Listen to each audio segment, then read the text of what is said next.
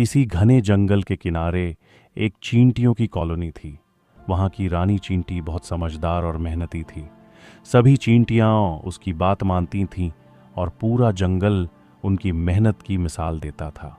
जैसे ही बरसात का मौसम करीब आया, रानी चींटी ने अपने पूरे समूह को आदेश दिया, हमें जल्द से जल्द खाने का इंतजाम करना होगा, बारिश में हम बाहर नहीं जा पाएंगे। सभी चींटियाँ उत्साह से काम में लग गईं। एक एक दाना इकट्ठा कर वे अपनी कॉलोनी में सुरक्षित रख रही थीं। लेकिन अचानक एक दिन जंगल के किनारे बसे तालाब का पानी बढ़ने लगा। वह तालाब हर साल शांत रहता था, पर इस बार स्थिति कुछ अलग थी। बारिश से पहले ही तालाब का पानी तेजी से कॉलोनी की ओर बढ़ रहा था। चींटियों के बीच हलचल मच गई। रानी चींटी ने चिंता जताई, अगर पानी इस ओर बढ़ता रहा तो हमारी मेहनत बर्बाद हो जाएगी। हमें जल्द से जल्द कोई उपाय करना होगा।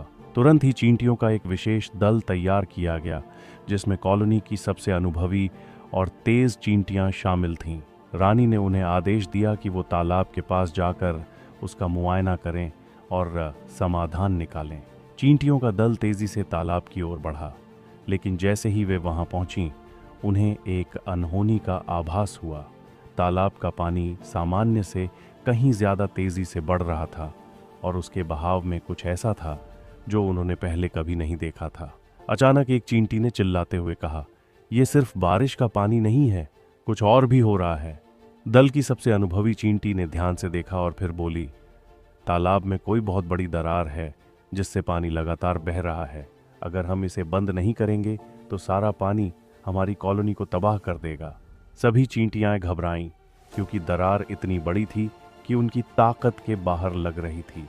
तभी सबसे छोटी और कमजोर दिखने वाली एक चींटी ने कहा, हमारे पास केवल एक रास्ता है, हमें पूरी कॉलोनी को इस काम में लगाना होगा, चाहे कुछ भी हो जाए।